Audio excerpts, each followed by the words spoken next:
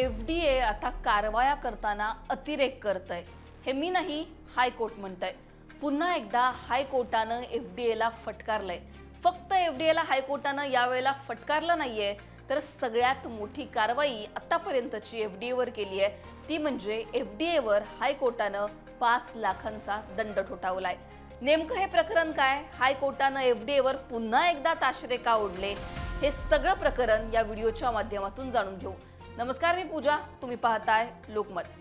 FDA आणि high court आपण या आधी बघितलं अनेक प्रकरणांमध्ये. हॉटेल व्यावसायिक असतील, त्याचबरोबर कंपन्यांचे मालक असतील, FDAनं कारवाया केल्यामुळे हायकोर्टात जातात आणि त्यानंतर हायकोर्ट FDAला फटकारतं.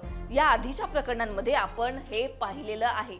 यावेळेला हायकोर्टानं FDAला फक्त फटकारलं नाहीये, तर FDAवर 5 लाखांचा दंड ठोठावण्याचं कारण काय ते जरा मी तुम्हाला सविस्तर सांगते.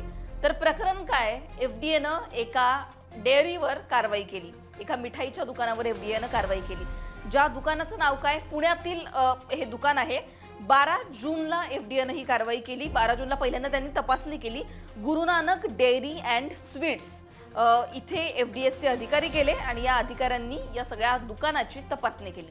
दुकानाची तपासणी जेव्हा FDAच्या अधिकाऱ्यांनी केली तेव्हा त्यांना अनेक त्रुटी त्यांच्या तपासणीवेळी आढळल्या. आता काय काय आढळलं, तर स्वच्छता असतील, त्याचबरोबर कर्मचाऱ्यांच्या आरोग्यविषयक बाबींवर FDAनं यावेळेला प्रश्न उपस्थित केले आणि इतक्या सगळ्या त्रुटी FDAला आढळल्या. त्यांच्या नियमांमध्ये हे सगळे दुकानाची स्वच्छता बसत नसल्यामुळे FDAनं दुकानाचा जो आहे तो परवानाच निलंबित केला. आता या दुकानाचा परवाना निलंबित किती दिवस होता ते बघा. जून पासून आता या जो दुकान मालक आहे त्यानं हायकोर्टात धाव घेतली आणि त्यानं काही आरोप केलेले आहेत. या मालकाने काय म्हटलं बघा, दुकान बंद ठेवण्यात आल्यानं जून पासून 8,74,000 रुपयांचं माझं नुकसान झालेलं आहे. इतक्या रुपयांचं उत्पन्न बुडालेलं आहे आणि त्यावरूनच त्यानं हायकोर्टात धाव घेतली. आता या प्रकरणामध्ये सुनावणी जी आहे ती मुख्य न्यायमूर्ती रवींद्र घुगे आणि न्यायमूर्ती गौतम अखंड यांच्या खंडपीठापुढे झाली. या आधीच्या सुनावण्या सुद्धा त्यांच्या खंडपीठापुढे झालेल्या आपण पाहिलेल्या आहेत. यावेळी हायकोर्टानं FDAला चांगलंच फटकारलं. यावेळी हायकोर्ट FDAवर ताशेरे ओढताना नेमकं काय म्हणालं बघा. अन्न सुरक्षेच्या दृष्टीने तपासणी करण्याचा FDAचा उद्देश कौतुकास्पद आहे, मात्र विभाग या कारवाईत अतिरेक करतोय असं निरीक्षण यावेळी हायकोर्टानं नोंदवलं.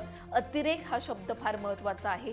तुम्ही कारवाया करा, त्या कौतुकास्पद आहेत, पण आता FDA अतिरेक करतोय असं हायकोर्टाने म्हटलेलं आहे. आणि त्यामुळेच सोमवारी हायकोर्टामध्ये या संदर्भात सुनावणी पार पडली आणि यावेळी हायकोर्टाने या प्रकरणात सुनावणी देताना FDAला चांगलंच फटकारलं.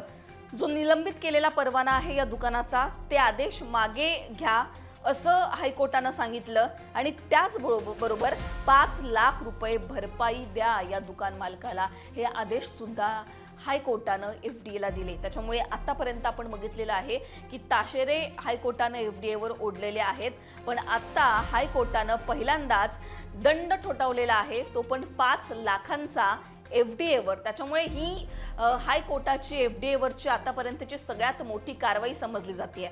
या आधी सुद्धा आपण बघितलंय हायकोर्टानं कशा प्रकारे FDAवर ताशेरे ओढलेले आहेत. खरं तर आधी गोळी झाडायची आणि त्यानंतर प्रश्न विचारायचे अशी सगळ्यात महत्त्वाची टिप्पणी या आधीच्या एका सुनावणी दरम्यान हायकोर्टानं केलेली होती.